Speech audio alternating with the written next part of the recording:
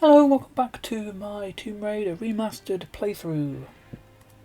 Today I'm starting the Obelisk of Khamoon, and nothing else to say, so let's get on with it.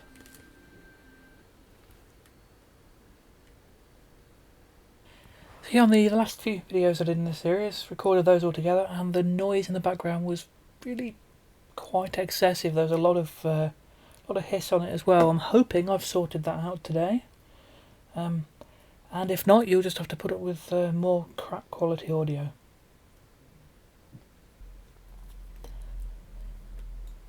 So yes, Obelisk of Khamoon. This is effectively just a continuation of City of Khamoon. And he does have the titular obelisk, which makes it stand out a little, but otherwise it's not a particularly distinctive level in itself. It really is just a continuation. The way the levels are named internally, well, the files suggests that this was probably originally intended to actually be part 2 of the same level, that they were probably intended as the same level, and then kind of as it was developed, the file sizes and whatnot just got out of hand. It was decided to be better to separate them. I'm not sure of the exact facts, but that seems to be the case. But they've been separated quite well because they do have their own distinctive kind of elements or styles or whatever. Is that panther going to come out yet? No, I think I have to go down there. It is distinctive in itself because it has the obelisk. Obelisk being the large stone thing in the main room of the level.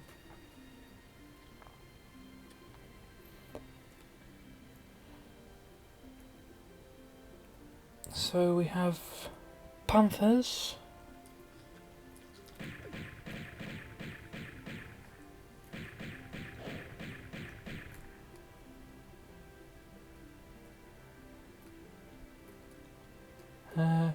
Or a panther.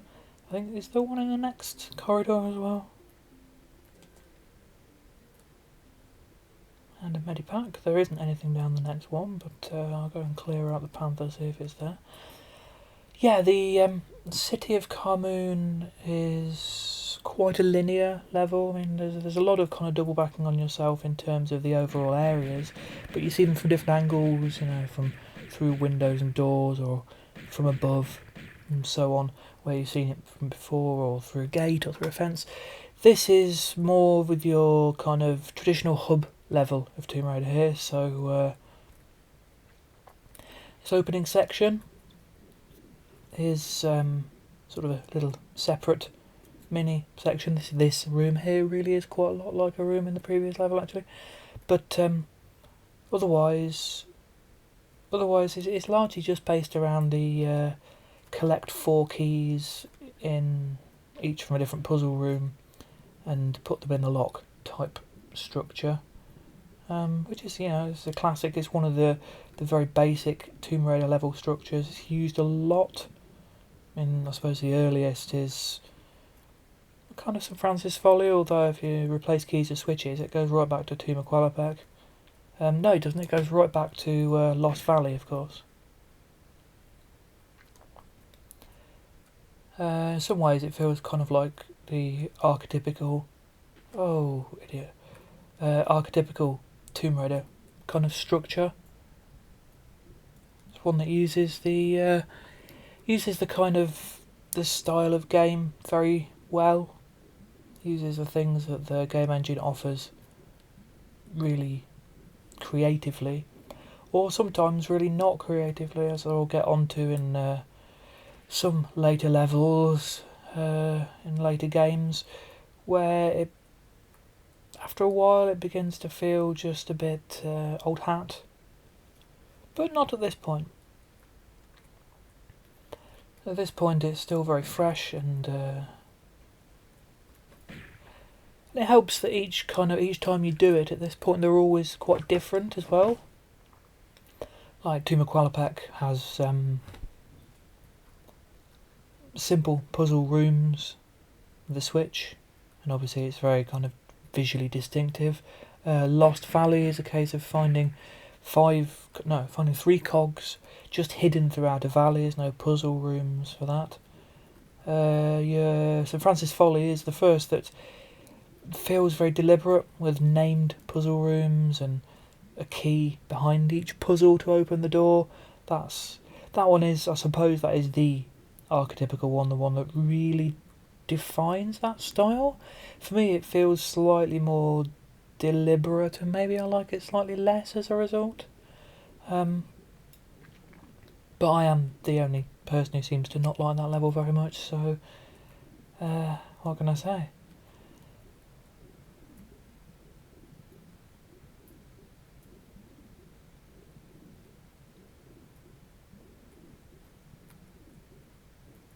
Then there's Palace Midas, which also does it in a slightly different way. I suppose collecting the gold bar, the lead bars, and then you have to turn them to gold. That makes it different. And then here it's more back to the it's kind of halfway between the two. Like the way the artifacts that you collect are stored, the place they're stored is. So I'm saying this while running around. That's quite a large skybox. We all know what I think about them by now. I'm saying this while running around doing nothing because I can't remember what I'm doing here. Isn't there a key on the floor here?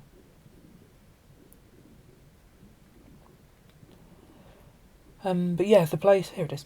The place where the artifacts are stored or are found and picked up, very much in the kind of 4 puzzle room style structure. They're all 4 different sides of the obelisk, but they're not accessed via kind of 4 different switches or combinations of switches or things like that.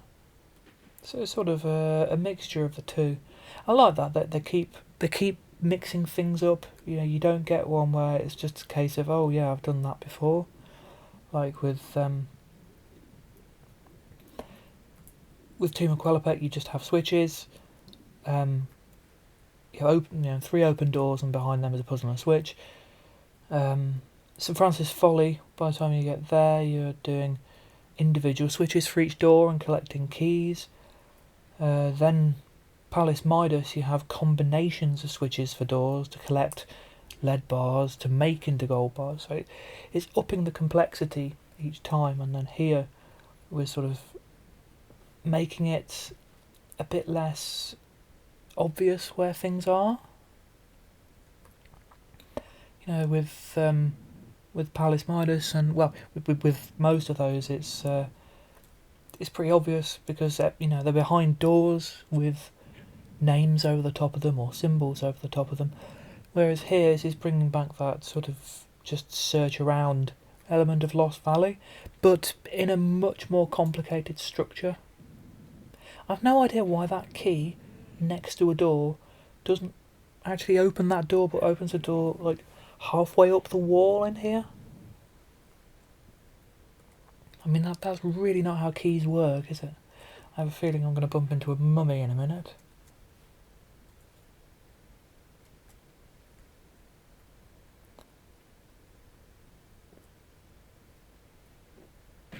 There she blows.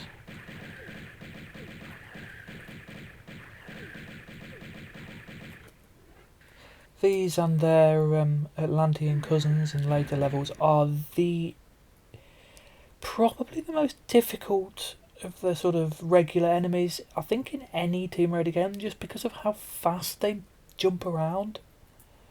It's really quite difficult. Really quite difficult to kill them, like to get away from them when they're going at you. You can't get out of the way, but also they run around you so fast that you don't always have the opportunity to even spin or even roll and like catch up with them. So they can be quite hard to shoot because they'll just end up behind you all the time, and of course biting you in the bum. I love this sort of chess style table. I don't know if it's meant to be a game table or just a cabinet or a normal table, but this room's really great. Just it has a really kind of lived-in feel. Just definitely the feeling that you're kind of exploring a genuine sort of ancient city. It's not just a dusty tomb or anything, but this is somewhere that was once vibrant and alive, which is great.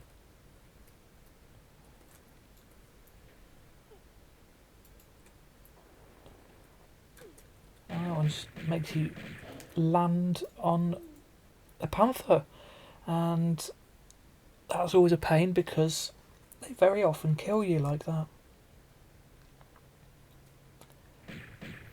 So yes, I'm back again, giving it another go.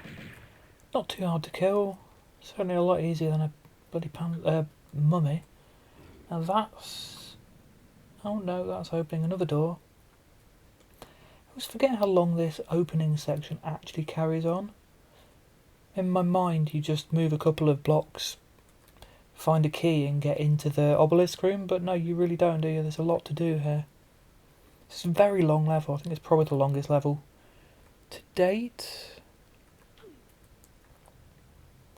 I think if it and City of Khamoon had been actually connected, it would have been maybe overwhelmingly long.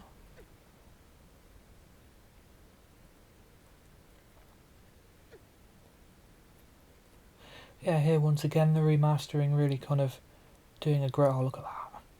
It's doing a great job, makes this room a little bit less difficult to look at. The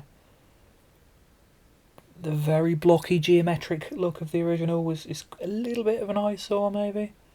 And also the beiges have been replaced by kind of richer yellows and browns. Yeah, I'm still going to moan about that. People would have discovered this if that was open.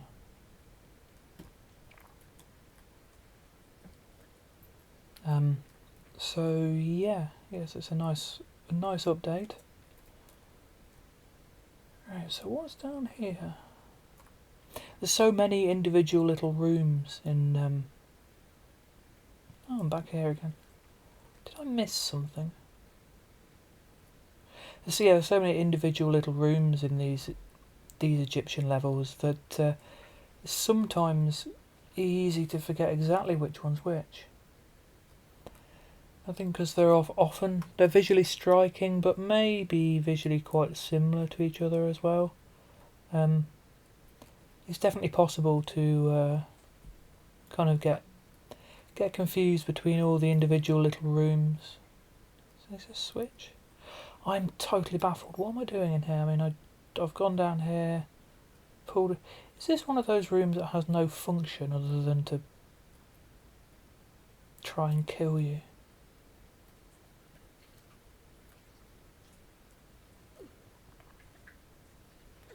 I'm beginning to think it must be. That, or I've just forgotten something totally important and... yes.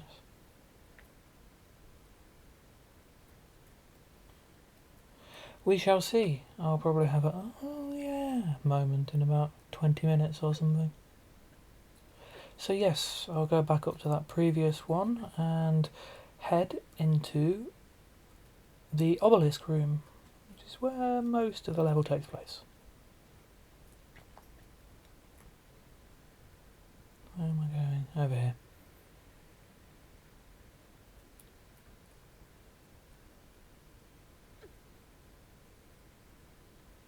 I think there are some very similar kind of laid out rooms like that.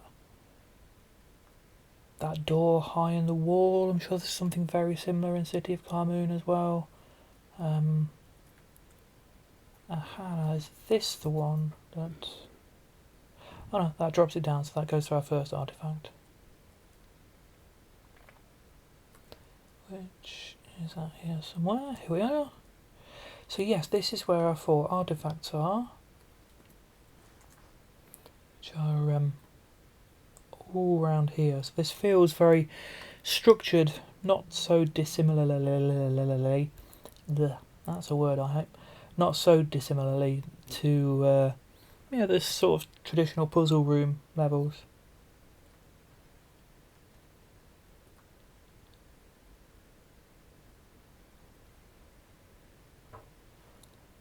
So it's time to pick up the first one, which is... Is that the Eye of Horus? It is the Eye of Horus. Horus, who will try and summon in a later game, and who turns out to be utterly useless. Right, so this door is now open.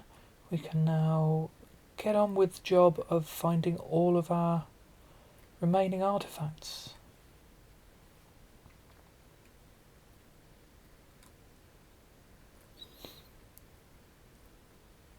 So we exit this room via this... Nope, that's not where we exit this room. Okay, so through this door and slide down.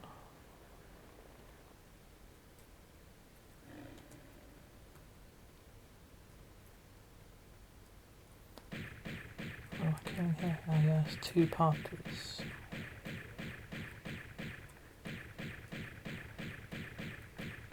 The Panthers, as with a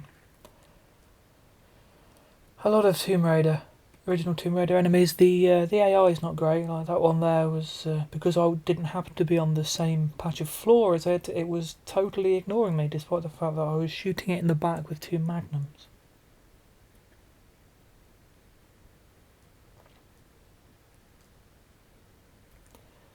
This is a bit of a platforming room.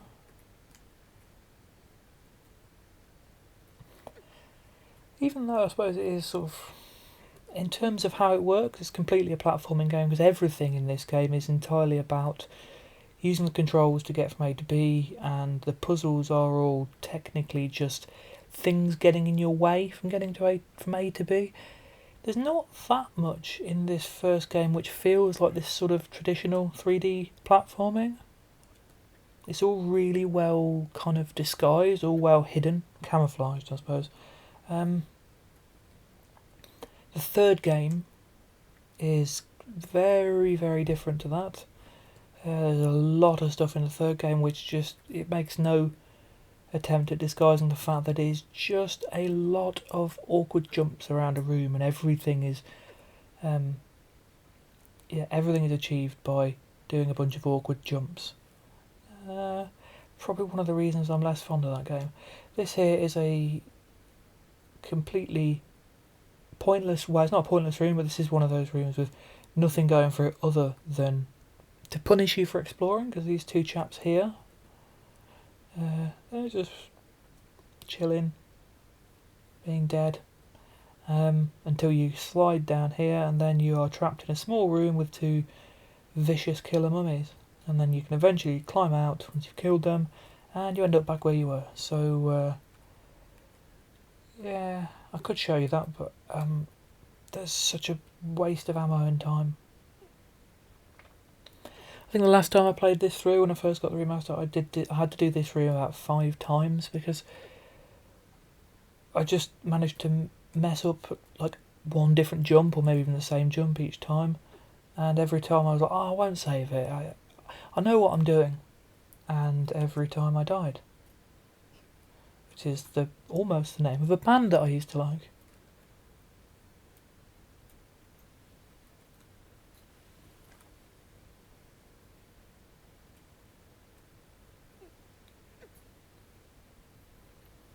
So here we are, about 6 years later, finally at the top of this extremely tall room.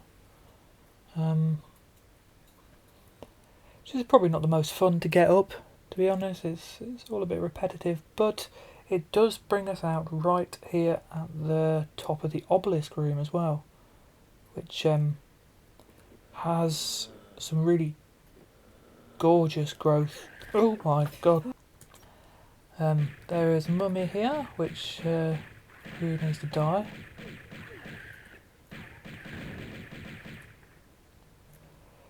Yeah, you spend the first sort of 9 levels of this game learning how to do combat, and then it completely throws you under the bus because you're no longer able to do that kind of combat with those mummies, because they go faster than you even when you're jumping around like a lunatic. Right, so that's lowered our second bridge to wherever, to one of the artifacts, but it isn't necessarily one that we can get right now because it's all the way down there. But there's a couple of secrets to get first, so it's time for them.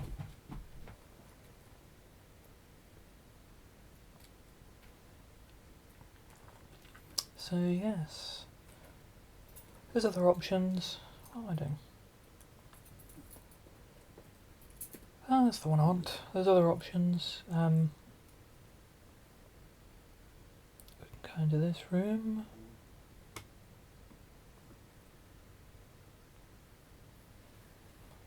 That room's a nightmare.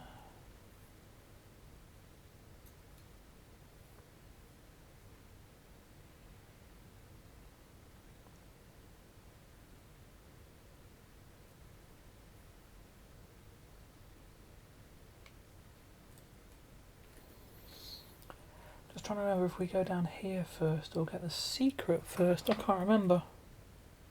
Yeah, I can't remember if you go for these secrets or go down that. Oh, I can't remember.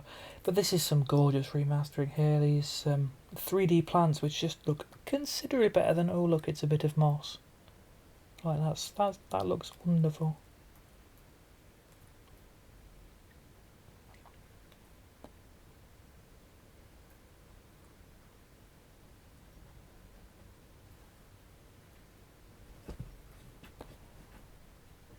Ah, my dog is being very, very restless. I think she wants to go out.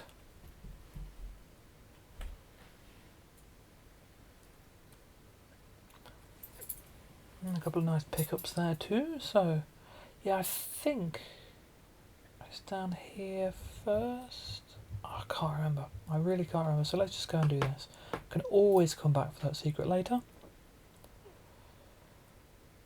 Now I've said that, I won't be able to come back for that secret later. We have something to kill down here.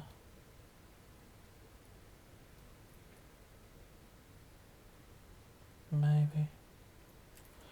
Let's have some health before it kills me, because it's panther, yes it is.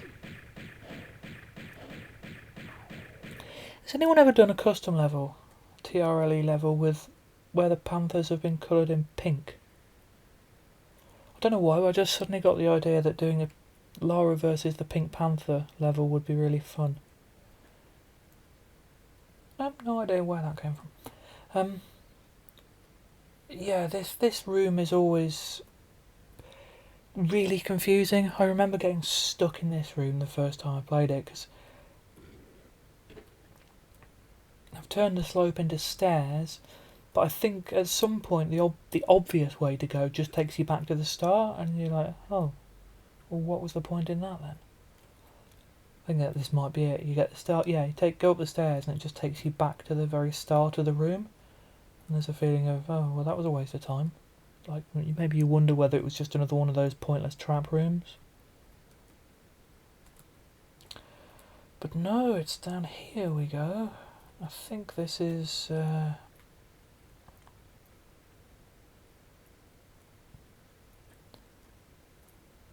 this is where we get one or maybe even two more of these wonderful pickups. These wonderful pickup. What am I talking about? No, I did something else, so I'm not there yet.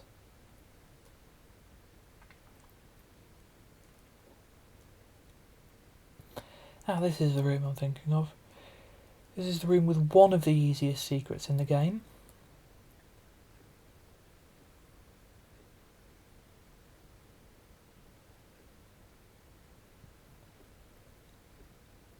Which involves quite a lot of faffing about, this room does, but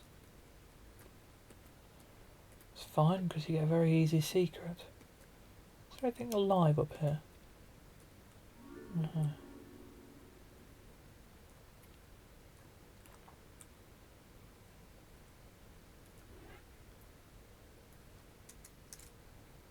Yeah, one of three.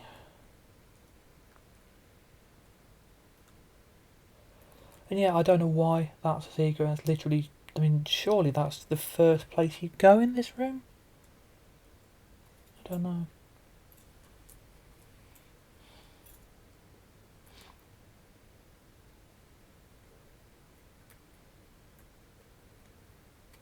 Another hole in the ceiling. Oh, no, no, no, no, no, no, no, no. Oh, bloody hell, survived that. Oh, I'm having that. I'm not redoing that. Let's just take the win.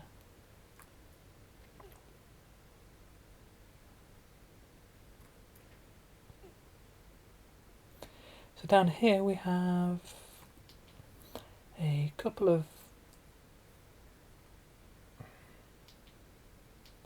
Should I say that? Are they in there? Maybe they're not. I thought this is the one where... Oh yes, there we go. They appear when you get down there.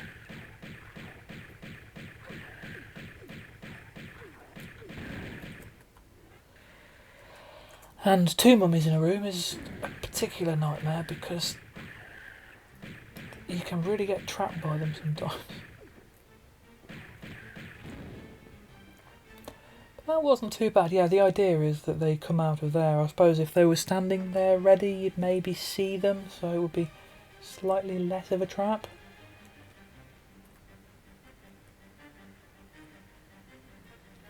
And we get the music. I always feel the music goes on a little bit too long in this first game. Like, I think as I've said before, when I first played it was the PC version, so I wasn't used to the music. So the first Tomb Raider that I played that actually had music was Tomb Raider 2, which has those very kind of little short bits of incidental music, little stings and stuff. Whereas in here, or in this game, when you do get the music, it's frequently very lengthy.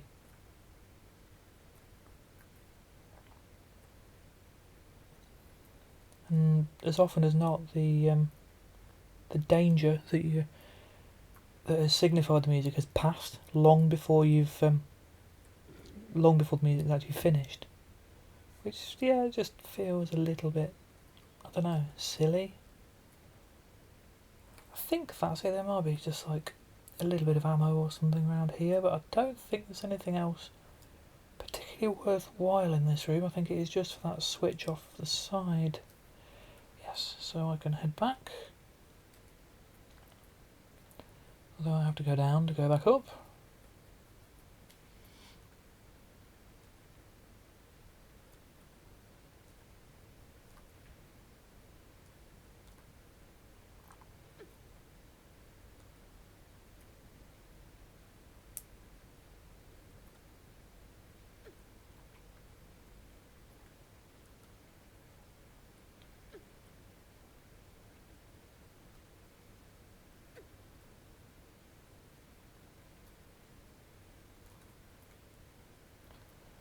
And now we can pick up our second artifact, which is that a scarab? Yes, that's the scarab.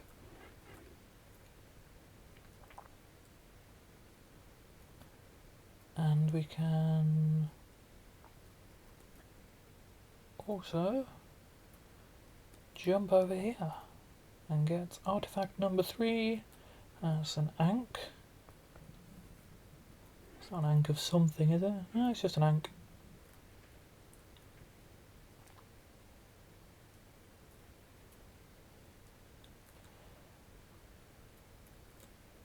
And we can head over here and go back into this room.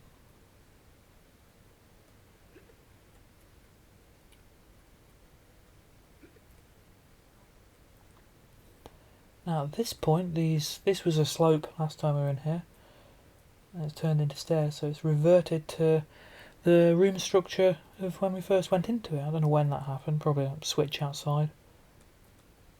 I knew that wasn't going to work.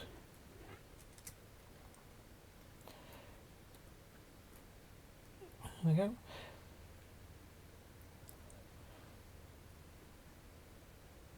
I can't remember what's over here. Maybe this is the way to the 4th Artifact? I can't remember. Why? I don't know why I'm going to try and guess when I could just go around and find out.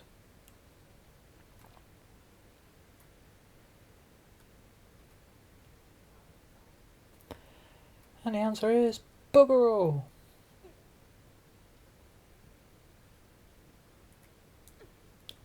It's alright. Did I really do that for nothing?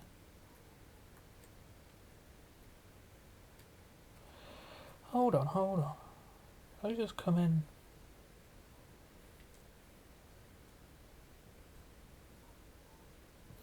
Oh, that's where I came in first time.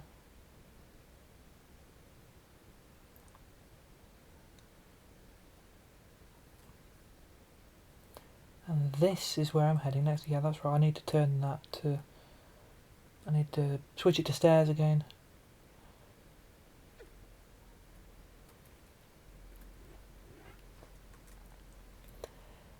Like I say, this room's a bit confusing. You've got different slopes, and you've got 3 slopes that turn to staircases, and vice versa. And you don't do them all in the most obvious route. Or maybe you do, it's not an obvious route to me anyway.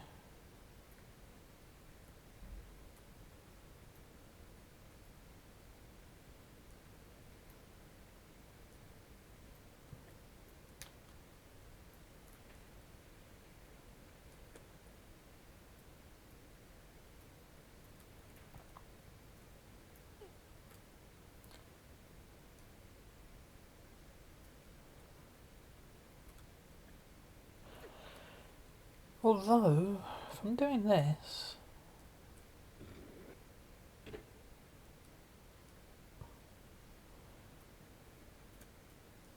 How do I get up the second one? Because that's now going to be a slope.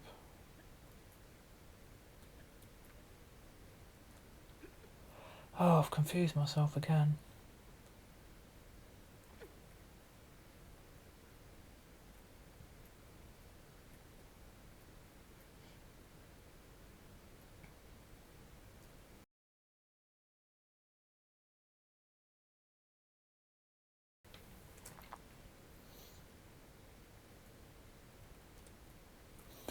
There's a second switch around here.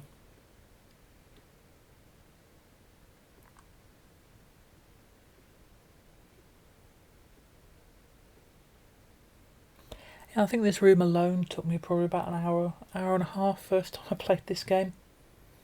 This is one of those I sort of distinctly remember. I always get this slight, just this really subtle sense of dread whenever I enter it. It's just like, oh no, I'm going to be here all day.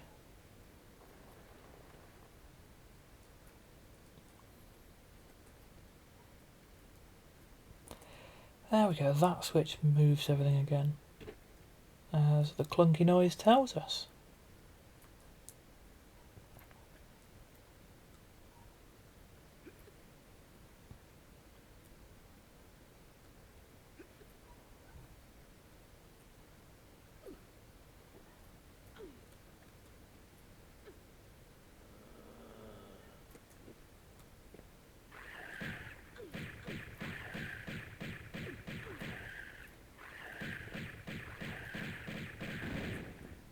God, I hate that screaming sound they make, it's really unpleasant. That should lower the final one. Can't remember how we get there, but don't fall off, Laura. Some more health that I really don't need very much at this point.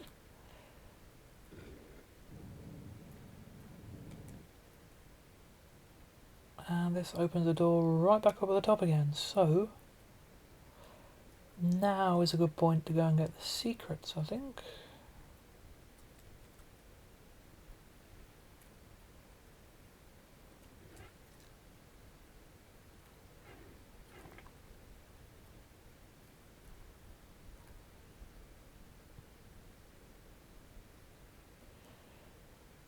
This second secret here is really cool because obviously being on top of the obelisk, which is the sort of centre point of the centrepiece of the level. I don't know, there's just something really cool about that.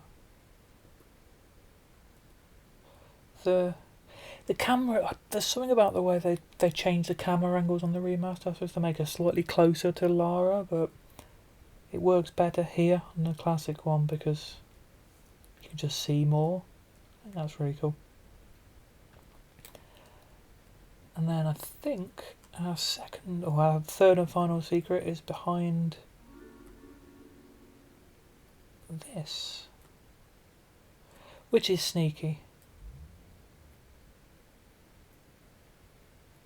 And then we can just hop down here and get our final artifact.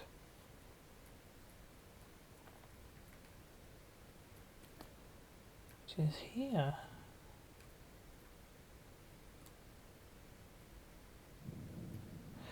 And that's the first time we get one of those picking something up opens a door type things, which is really silly. Even by sort of classic 90s gaming standards, I do think keys and switches and stuff, they're not done in a very realistic way, but at least there's an attempt, whereas I've just picked up 4 things and a door's magically opened. Door nowhere near the item, so it's underwater. I don't know, maybe they could be weighted or something, I don't know. Hold on, I need to save this because this maze is this a tricky one? I can never remember. I think this isn't so bad if you're not going for any of the pickups, am I right? But I probably should get some of these. Oh, actually, then again, I've only got Sanctuary of the Skion left, haven't I, before Natla's goons steal everything from me anyway. Oh, it's not... Yeah, it's not a tricky maze, it's just really tight on the air.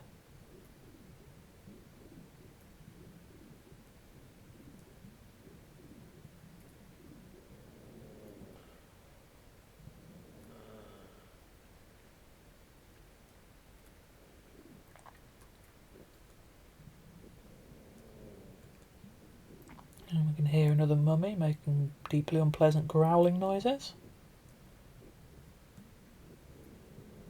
Wish I'd been there when they were like doing all the sounds of the game, and they would have someone in there and say, okay, what we want you to do is just go grrr, but in a really creepy way. And then the voice actor would be there trying out 27 different types of grrr before deciding that no, I can't do one that's even a tenth as creepy as these blue things. This... Am I right in thinking this is the last mummy in the game? Which feels kind of weird because this particular... I mean, it's the same model as the Atlantean mutants, which we're going to meet in a second, but, well, meet in the next level anyway.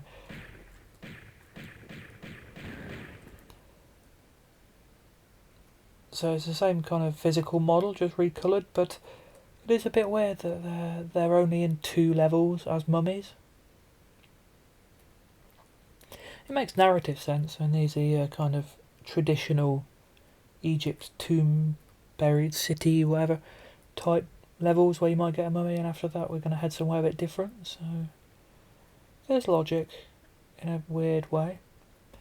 Now this was so much fun when I first played this, because I was like, oh wow, this is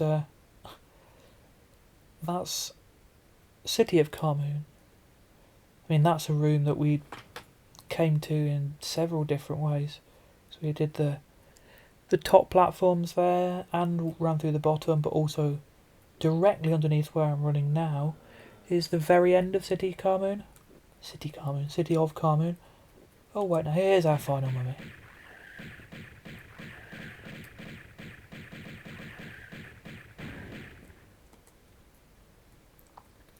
And I really like that, you know, you can see a bit of the old level, but especially this.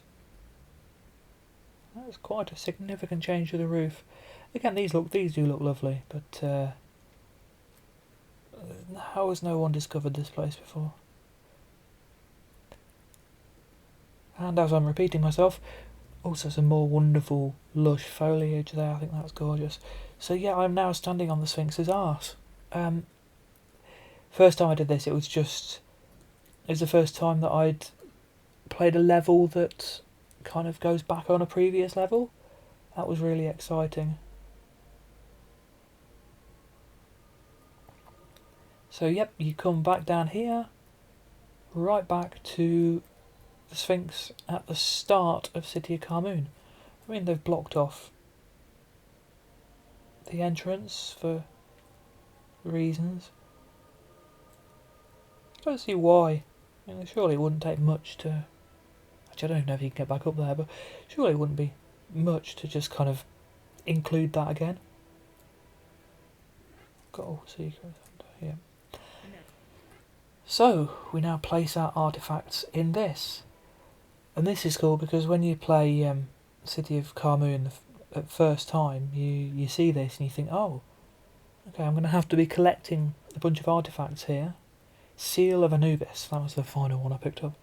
Yeah, you think you're going to be collecting these artefacts and putting them in here in that level, but it turns out you're doing it in the next level. This is also more kind of evidence, or a bit like evidence for the fact that these two were probably designed as one in the first place, and it's just maybe just got a bit out of hand and they realised that it would work better as two separate levels.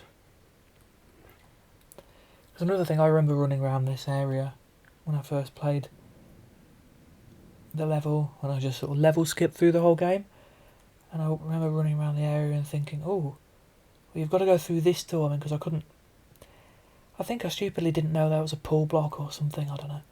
So I saw, well, there's stuff over there you've got to get to, some rooms over there, and then there's some doors over here, so this is where I'll be going. I was just expecting this to be another part of the same level, and of course it isn't. This is your exit of the following level.